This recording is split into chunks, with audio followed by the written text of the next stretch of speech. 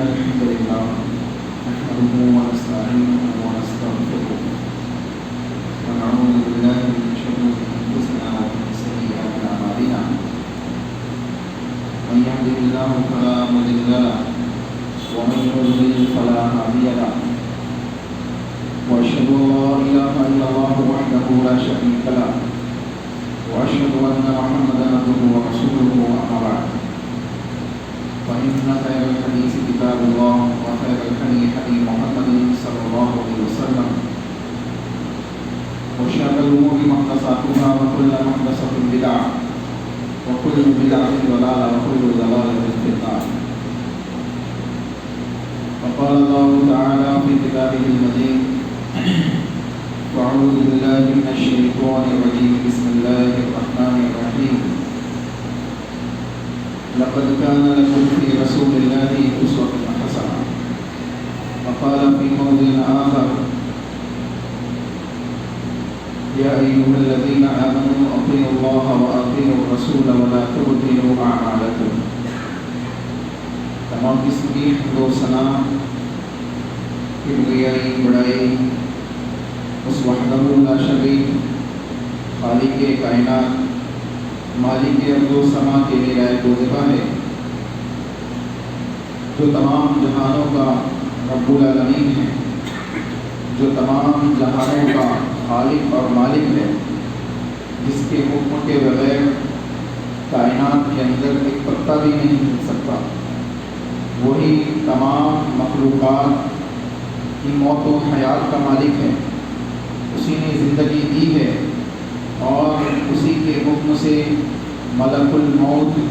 روح قبض کرتے اور اسی کے حکم سے قیامت قائم کی جائے گی اور اسی کے حکم سے لوگوں کو اپنی اپنی قبروں سے اٹھایا جائے گا، اسی کے حکم سے فیصلے کیے جائیں گے، اسی کے حکم سے جنت اور جہنم کا فیصلہ ہوگا، اس کی رحمت کے سائے میں داخل ہوئے بغیر کوئی انسان جنت میں داخل نہیں ہو سکتا، اور اس کو راضی کیے بغیر، اس کو خوش کیے بغیر کوئی انسان دنیا و آخرت میں کامیابی حاصل نہیں کر سکتا۔ اللہ وہی رب العالمین ہے، وہی مالک حقیقی ہے، وہی رب العالمین جو اکیلا تنہا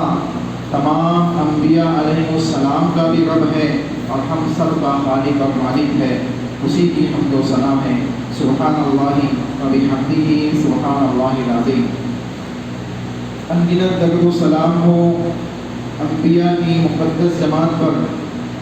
خصوصاً سید المرسلین رحمت للعالمین آمنہ کے لال جناب محمد رسول اللہ صلی اللہ علیہ وسلم کی ذات گرامی پر۔ اللہم صلی علی محمد وعلی آل محمد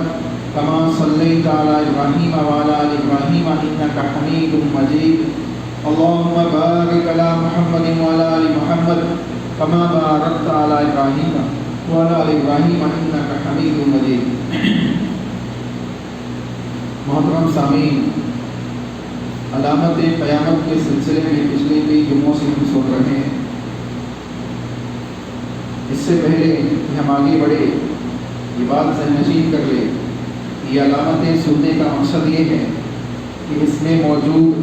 शर वाली चीज़ों से अपने आप को बचाएं, अपने अहले खाना को बचाएं, अपने दोस्तों अहबाब को बचाएं, माशरे के लोगों को बचने की तलकीन करें और जो भलाई और खैर वाली चीज़ें हैं उसे अपने अंदर अप्लाई करें, आस पड़ोस में और दूसरे लोगों को उसकी तबलीग करें, उन तक वो बातें पहुँचाएँ। अल्लाह से दुआ है कि अल्लाह हमें सही मानों में इन बातों को समझने और अल्लाह उसके रसूल की इताअत के साथ अपनी ज़िंदगियों की इस्लाह करने की तौफीक अता फरमाए। क़यामत के करीब अल्लाह के नबी मोहम्मद रसूलुल्लाह सल्लल्लाहु अलैहि वसल्लम ने बहुत सी चीज़ों की पेशनगोई हमारे सामने पेश की है और मिन व अन उन चीज़ों को हम अपनी आँखों से देख रहे हैं। दिन ब दिन हम क़यामत के नज़दीक होते चले जा रहे हैं। इससे पहले हमने ये बात सुनी थी कि लोग यहूद व नसारा की इत्तिबा करेंगे, कदम ब कदम उनके पीछे चलेंगे। आज हम इन चीज़ों को अपने माशरे के अंदर देख सकते हैं कि हम और हमारे अहले खाना, हमारे दोस्तों अहबाब और माशरे के दूसरे लोग जो अपने आप को अहले ईमान कहलाते हैं, अफसोस के साथ ये बात कहनी पड़ती है कि हम जहाँ हमें होना चाहिए था अल्लाह के नबी मोहम्मद रसूलुल्लाह सल्लल्लाहु अलैहि वसल्लम का मुत्तबी होकर ज़िंदगी गुजारने वाला बनना चाहिए था। अल्लाह के नबी की इत्तिबा हमारी ज़िंदगी का शेवा होना चाहिए था। हमने अल्लाह के नबी मोहम्मद रसूलुल्लाह को छोड़ दिया और जब हम नबी को छोड़ेंगे,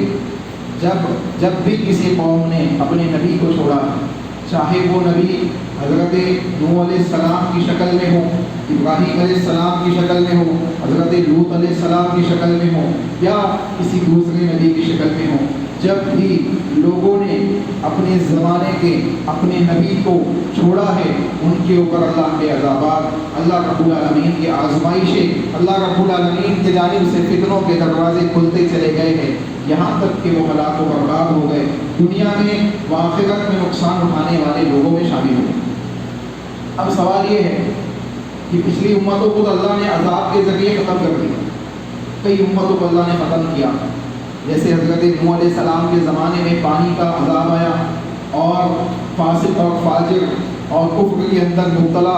वो सरकश तरीन लोग जिनको हज़रत नूह अलैहिस्सलाम ने 950 साल से ज़ायद अरसा इज्तिमाई तौर पर, इनफरादी तौर पर और घरों में जा कर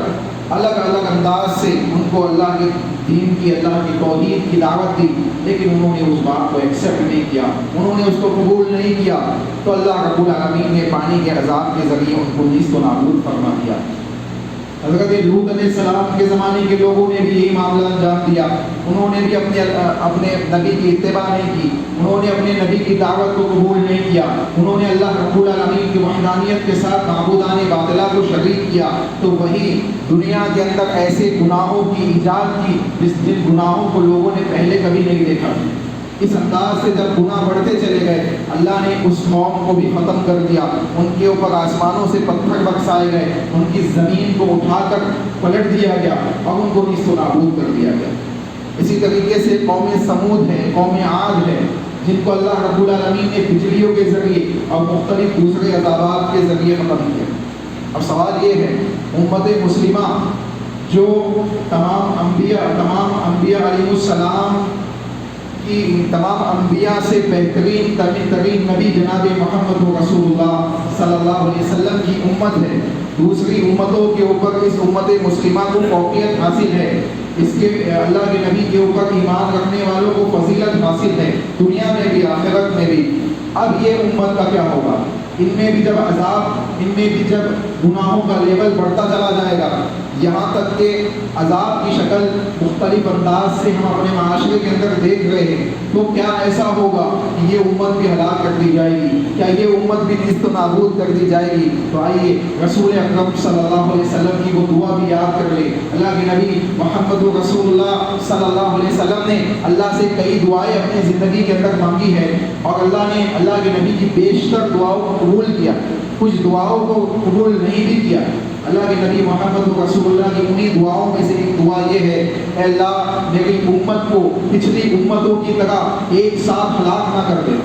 ایک ساتھ ہلاک نہ کر دینا۔ آپ دیکھیں، آپ اس بات کا محاسبہ کریں اور دنیا جہاں کے مسلمانوں کا جائزہ لے تو یہ معلوم پڑتا ہے کہ ہمارے گناہوں سے زمین بھی، ہمارے گناہوں سے سمندر بھی، ہمارے گناہوں سے ریگستان بھی فساد میں مبتلا ہو چکے ہیں، لیکن اس کے باوجود اللہ نے ہمیں مہلت دی ہوئی ہے، اس کے باوجود ہمیں ڈھیل دی جا رہی ہے، اس کے باوجود ہم اس زمین کے اوپر باقی ہیں، تو صرف اور صرف اس وجہ سے کہ اللہ کے نبی محمد رسول اللہ صلی اللہ علیہ وسلم نے دعا کی، اے اللہ میری امت کو ایک ساتھ ہلاک نہ کرنا، جیسے پچھلی امتوں کو ہلاک کیا گیا، قوم نوح کو ہلاک کیا گیا، قوم سمود کو ہلاک کیا گیا، قوم عاد کو ہلاک کیا گیا، قوم لوط کو ہلاک کیا گیا۔ اے اللہ اس طریقے سے یک بار میں ایک ساتھ میں میری امت کو ہلاک نہ کرنا۔ تو اللہ کے نبی کی یہ دعا اللہ رب العالمین نے قبول فرمائی۔ دوسری دعا اللہ کے نبی محمد رسول اللہ صلی اللہ علیہ وسلم نے کی، اے اللہ میری امت کے اندر تفرقہ پیدا نہ کرنا، فرقے پیدا نہ کرنا۔ اس دعا کو رد کر دیا گیا، یہ دعا قبول نہیں ہوئی،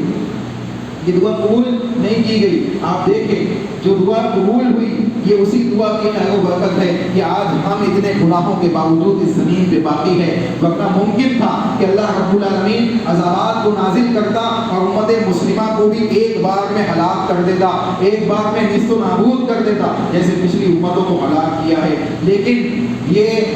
ایک بار میں ہلاک تو نہیں ہوگی، کیونکہ اللہ نے اس بات کو محمد رسول اللہ صلی اللہ علیہ وسلم کی دعا کے ذریعے قبول فرمایا اور دنیا جہاں کو یہ بتا دیا کہ یہ امت ایک بار میں ہلاک نہیں ہوگی، لیکن عذاب کی مختلف شکلیں ہوگی۔ انہی عذاب کی شکلوں میں سے ایک شکل یہ ہے کہ اللہ نے پچھلی امتوں کے اوپر بجلیاں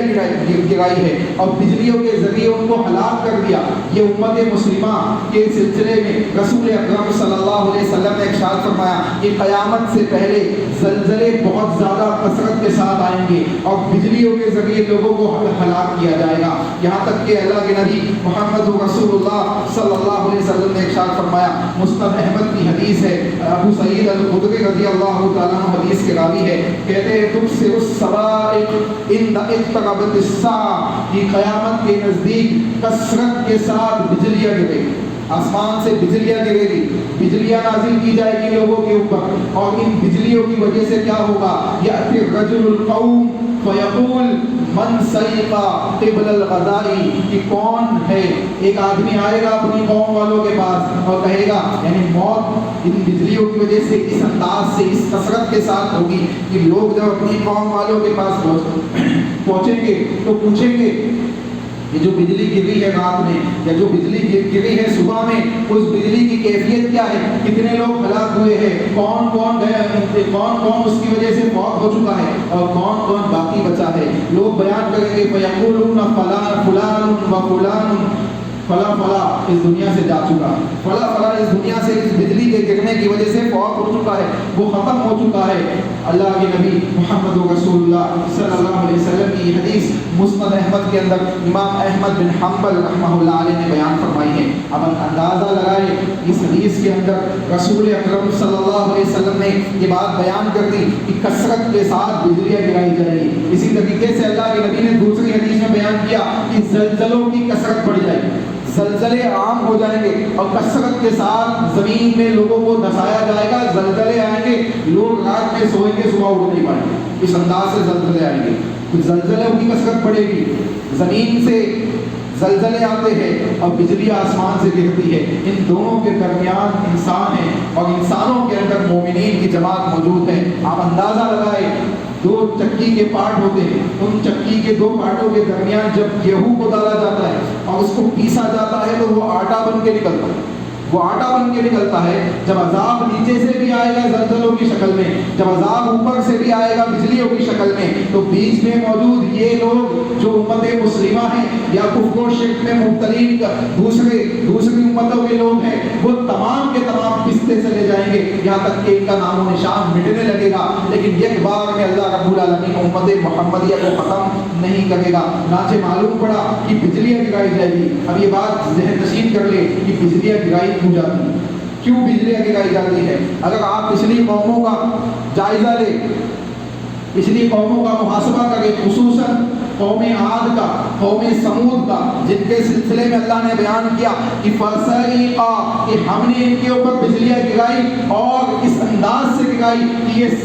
ان کو نیست و نابود کر دیا۔ ایسا محسوس ہوتا تھا کہ یہ موجود ہی نہیں، ایسا محسوس ہوتا تھا کہ یہ موجود ہی نہیں تھے۔ اب اندازہ لگائے تو اللہ رب العالمین نے قوم سمود کے اوپر، قوم عاد کے اوپر بجلیاں کیوں گرائی؟ انہوں نے دو چیزیں انجام دی۔ ایک، اپنے نبی جو ان کے درمیان نبی بھیجے گئے، حضرت عاد علیہ السلام قوم عاد کے جانب، حضرت ہود علیہ السلام قوم عاد کے جانب،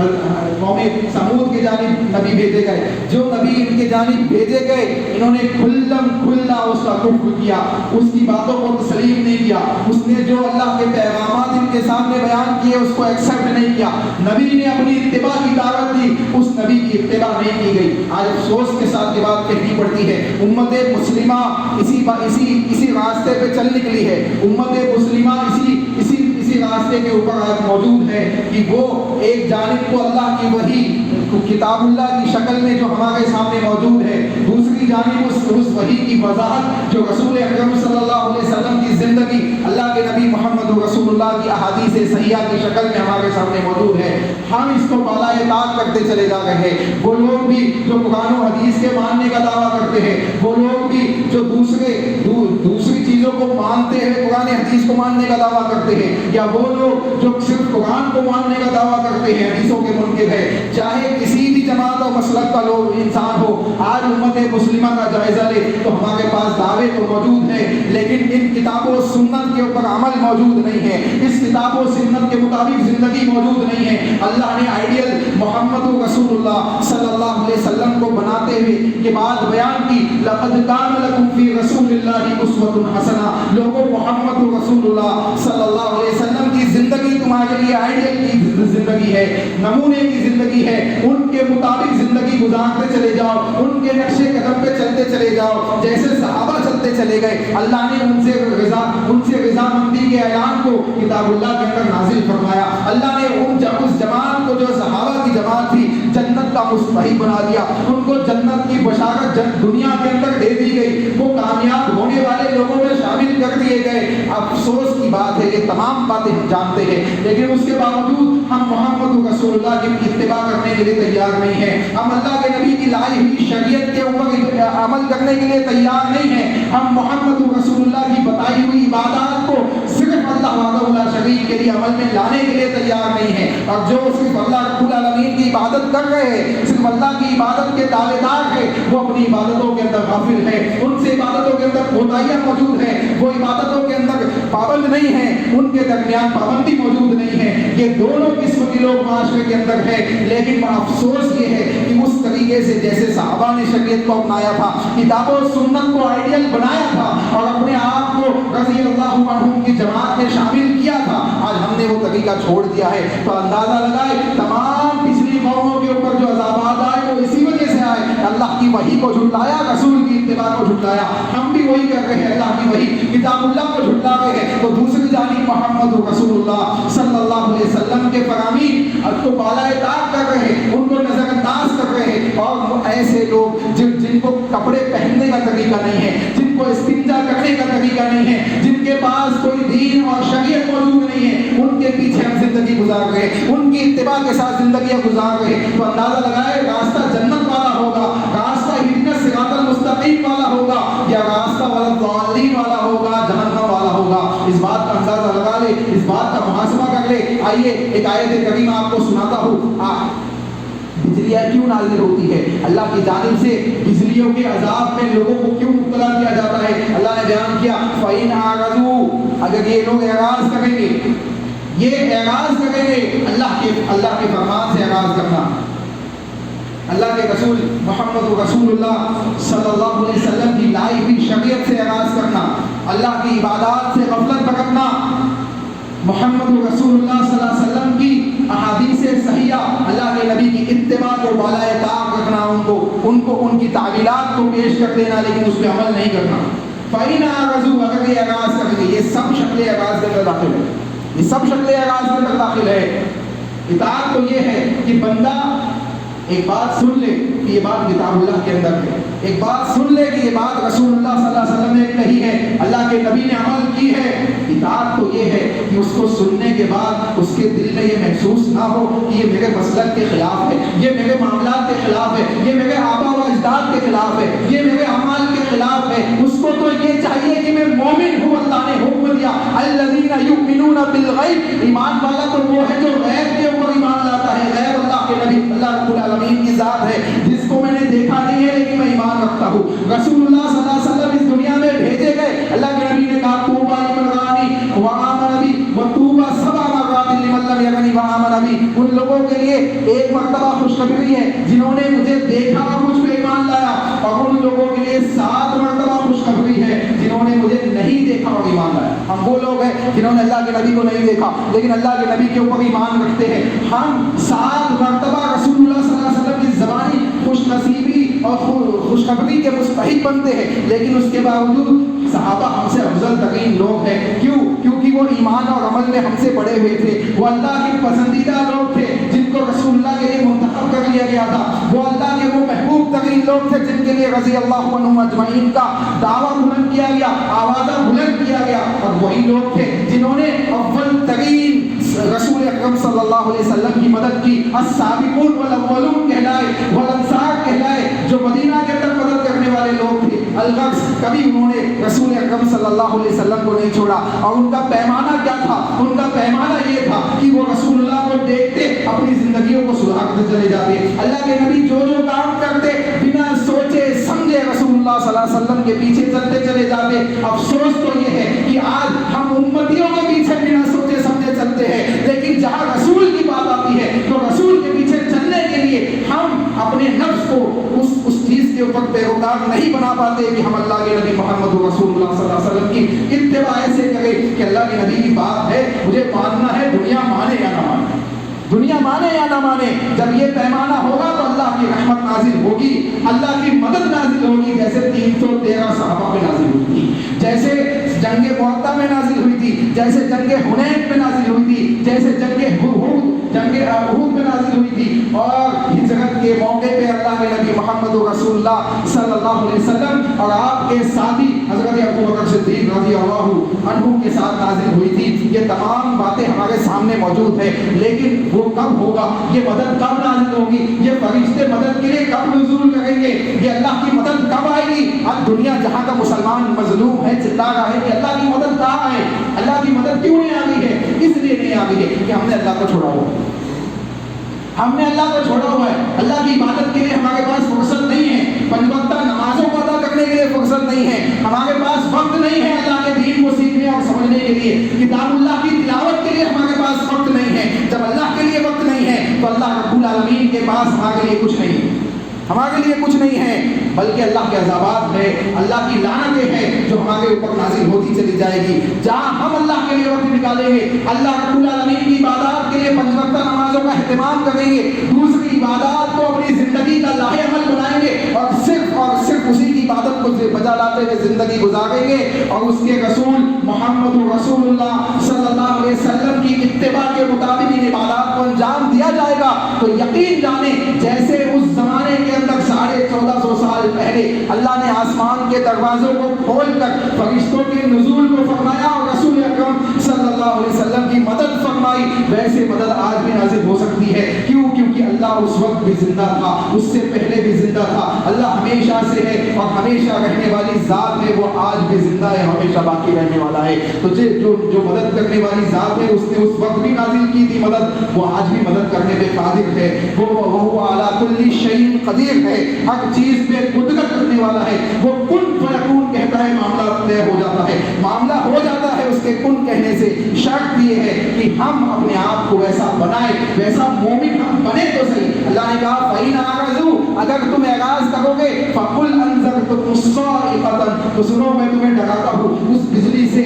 مثل صاعقۃ عاد وثمود، جیسی بجلیاں عاد اور سمود میں نازل ہوئی تھی اس بجلی سے میں تمہیں ڈراتا ہوں۔ اللہ اکبر، اندازہ لگائے کون کہے گا یہ بات؟ اللہ رب العالمین کہہ رہا ہے، کس سے؟ اللہ کے نبی محمد رسول اللہ صلی اللہ علیہ وسلم سے کہ نبی ان سے کہہ دیجئے فَإِنْ أَعْرَضُوا، اگر یہ اعراض کریں گے فَقُلْ، اے نبی آپ کہہ دیجئے میں تمہیں ڈراتا ہوں اس بجلی سے جس بجلی کے ذریعے قوم عاد قوم سمود ہلاک کیا۔ اس بجلی سے تم کو ڈرنا چاہیے۔ اگر تم اعراض کرنے سے باز نہیں آؤ گے، اگر تم اللہ کی عبادت کی طرف نہیں لوٹو گے، اپنے رسول کی اتباع کی طرف نہیں لوٹو گے، تو سنو اس بجلی کے منتظر ہو جاؤ۔ ابھی آپ دیکھیں یہ جو حدیث کے اندر علامت بتائی گئی کہ بجلیاں کثرت سے گرے گی اور لوگوں کی اموات کثرت کے ساتھ ہوگی بجلیوں کی وجہ سے، ہم اس علامت کو ابھی اپنے زمانے کے اندر نہیں پاتے، ابھی ہمارے درمیان یہ چیز موجود نہیں ہے، لیکن ہمارے اعمال اس علامت کی طرف ہی بڑھ گئے، ہمارے اعمال ہمیں اسی علامت کی طرف بڑھا رہے ہیں۔ یہ علامت ہمارے اعمال کی وجہ سے نازل ہونے لگے گی کہ ایسا نہ ہو کہ ہم بھی ان بجلیوں کے عذاب کی شکل میں مختلف انداز سے نیست و نابود کر دی جائے۔ اللہ سے دعا ہے کہ اللہ تو اپنے رحمت کا مستحق میں بنا، تو اپنے عذابات سے ہم تمام کو محفوظ فرما۔ اللہ ہم سے جو غلطیاں سرزد ہوئے سے معاف فرما۔ اللہ عبادات کے اندر ہم سے جو کوتاہیاں ہوتی ہے اللہ اس سلسلے میں ہمیں اپنی زندگیوں کی اصلاح کرنے کی توفیق عطا فرما۔ اللہ صرف تیرے سامنے اپنی پیشانی کو جھکانے کی توفیق عطا فرما۔ اللہ تیری ہی عبادت کرنے کی توفیق عطا فرما۔ اللہ کسی معبود باطل، کسی غیر اللہ کے سامنے اپنی عبادات کو بجا لانے سے ہم تمام کی حفاظت فرما۔ اللہ توحید کو مضبوطی کے ساتھ اپنے ایمان اور عقیدے میں شامل کرنے کی توفیق عطا فرما۔ اللہ شرک کے اعمال سے اس طریقے سے ہمیں محفوظ فرما لے، اے اللہ ہمیں محفوظ فرما لے تمام قسم کے شرک کے اعمال سے، چاہے وہ چھوٹے شرک کے اعمال ہو چاہے بڑے شرک کے اعمال ہو، کیونکہ تو نے حکم دیا ہے کہ اللہ کے ساتھ کسی چیز کو بھی شریک نہیں کرنا، کسی چھوٹی سے چھوٹی چیز کو بھی اللہ کے ساتھ شریک نہیں کرنا۔ اے اللہ شرک و بدعت سے ہم تمام کی حفاظت فرما۔ اے اللہ دین کی وہ شکلیں جو گمراہی کی ہے، اے اللہ ان تمام گمراہی کے راستوں سے ہم تمام کی حفاظت فرما۔ اے اللہ اس راستے پہ چلنے کی توفیق عطا فرما جس سے تو راضی ہو جائے، جو اہدنا الصراط المستقیم کا راستہ ہے، جس پہ چل کے لوگوں کو انعام یافتہ بنایا گیا ہے، جس پہ چل کے لوگ رضی اللہ عنہم بنے ہیں۔ اے اللہ ہمیں بھی اس راستے پہ چلا دے، ہمیں بھی اس راستے کے اوپر عمل صالح انجام دینے کی توفیق عطا فرما۔ اے اللہ ہمیں اپنے گناہوں سے توبہ و استغفار کرنے کی توفیق عطا فرما۔ اے اللہ تیری عبادات کے ساتھ زندگی گزارنے کی توفیق عطا فرما۔ اے اللہ تیرے نبی محمد رسول اللہ صلی اللہ علیہ وسلم کی اتباع اور آپ کی پیروی کرتے ہوئے زندگی گزارنے کی توفیق عطا فرما۔ اے اللہ ہماری آنے والی نسلوں کو دین کا داعی بنا، دین کی تعلیم حاصل کرنے والا بنا۔ اے اللہ ہمیں کتاب و سنت کا علم سیکھنے سکھانے کی توفیق عطا فرما۔ اے اللہ ہمیں اللہ اس کے رسول کے فرامین کو جاننے پڑھنے سیکھنے اور اس پہ عمل کرنے کے لیے اپنے وقت اپنے اوقات کو نکالنے خالی کرنے کی توفیق عطا فرما۔ اے اللہ ہم مشغول ہو چکے ہیں اور یہ مشغولیت بھی عذاب کی ایک شکل ہے۔ اللہ کے نبی محمد رسول اللہ صلی اللہ علیہ وسلم نے مشغول ہونا، بہت زیادہ مشغول ہونا اس انداز سے کہ بندے کو اللہ کی عبادت کی توفیق نہ ہو، بندے کے لیے اللہ اس کے رسول کی اطاعت کے لیے وقت نہ ہو، ایسی مشغولیت بھی بندے کے لیے ایک عذاب کی شکل ہے۔ حدیث صحیح کے اندر یہ بات موجود ہے، چنانچہ معلوم پڑتا ہے کہ ہم اس قسم کی مشغولیت سے بھی اللہ ہمیں محفوظ فرما کہ ہمارے پاس کتاب اللہ کھولنے کا وقت نہ ہو، اللہ کی کتاب کو کھولنے کا وقت نہ ہو، یہاں تک کہ جمعے کے دن سورۃ الکہف پڑھنے کا وقت نہ ہو، یہاں تک کہ اللہ کے نبی محمد رسول اللہ صلی اللہ علیہ وسلم کے اوپر درود پڑھنے کا وقت نہ ہو۔ اللہ ہمیں اس بات کی توفیق عطا فرما کہ ہم اللہ اس کے رسول کی اطاعت کے ساتھ زندگی گزاریں۔ اے اللہ ہم سے جو غلطیاں سرزد ہوئی اسے معاف فرما۔ اے اللہ جو لوگ موجود ہیں ان کو عمل صالح کرنے کی توفیق عطا فرما۔ اے اللہ ہم سب کو اعمال صالحہ کی توفیق عطا فرما۔ اے اللہ ہم سب کو اعمال صالحہ کو رسول اللہ صلی اللہ علیہ وسلم کی اتباع کے ساتھ عمل میں لانے کی توفیق عطا فرما۔ اے اللہ ہم سے جو غلطیاں ہوئی ہیں اسے معاف فرما۔ اے اللہ جو لوگ جا چکے ہیں اس دنیا سے، جو اس دنیا سے فوت ہو چکے ہیں، انتقال کر چکے ہیں، اللہ ان کی مغفرت فرما۔ اے اللہ ان کی مغفرت فرما۔ اے اللہ ان کی قبروں کو جنت کا باغ بنا۔ اے اللہ ان کے لیے جنت کے بسترے کو بچھا دے۔ اے اللہ ان کے لیے جنتوں کی کھڑکیوں کو کھول دے۔ اے اللہ ان کو عذاب قبر سے محفوظ فرما۔ اے اللہ ان کو عذاب قبر سے محفوظ فرما۔ اے اللہ ہم گنہگار ہیں، خطاکار ہیں، لیکن مالک تیرے علاوہ کسی دوسرے کے سامنے پیشانی نہیں جھکاتے ہیں۔ اے اللہ تیرے اسماء و صفات کا واسطہ دیتے ہوئے مجھ سے سوال کرتے ہیں کہ تو ہماری دعاؤں کو قبول فرما اور ہمیں جنت الفردوس میں جگہ عطا فرما۔ اللہ ہم تجھ سے سوال کرتے ہیں، اللہم انا نسألک الجنت الفردوس ونعوذ بک من النار، اللہم انا نسألک الجنت الفردوس ونعوذ بک من النار، اللہم انا نسألک الجنت الفردوس ونعوذ بک من النار۔ اللہ ہم سب کو عذاب قبر سے محفوظ فرما۔ اللہ آنے والی آخرت جو قائم ہونی ہے، جس کا قائم ہونا یقینی ہے، اللہ اس آخرت میں ہم تمام کو اپنے رحمتوں کے سائے میں ڈھانپ لے۔ اللہ دنیا کے اندر موجود مختلف فتنوں سے ہم تمام کی حفاظت فرما، ہمارے اہل خانہ کی حفاظت فرما۔ اللہ ہمیں اللہ کے حقوق کو ادا کرنے کی توفیق عطا فرما، رسول اللہ صلی اللہ علیہ وسلم کے حقوق کو ادا کرنے کی توفیق عطا فرما۔ اللہ ہمیں حقوق العباد کو ادا کرنے کی توفیق عطا فرما۔ اللہ ہم سے جو غلطیاں سرزد ہوئی اسے معاف فرما۔ اللہ ہم پہ وہ بوجھ نہ ڈالنا جو اس سے پہلے کی امتوں پہ بوجھ ڈالے گئے۔ اللہ تو دوسرے لوگوں کے مقابل میں ہماری مدد فرما، ہمارا حامی بن جا، ہمارا ناصر بن جا۔ اللہ ہم گنہگار ہیں، خطا کار ہیں، ہماری دعاؤں کو جو ٹوٹے پھوٹے الفاظ میں ہم نے تجھ سے مانگی ہے اللہ اس کو قبول فرما۔ ربنا تقبل منا انك انت السميع العليم وتب علينا انك انت التواب الرحيم برحمتك يا ارحم الراحمين۔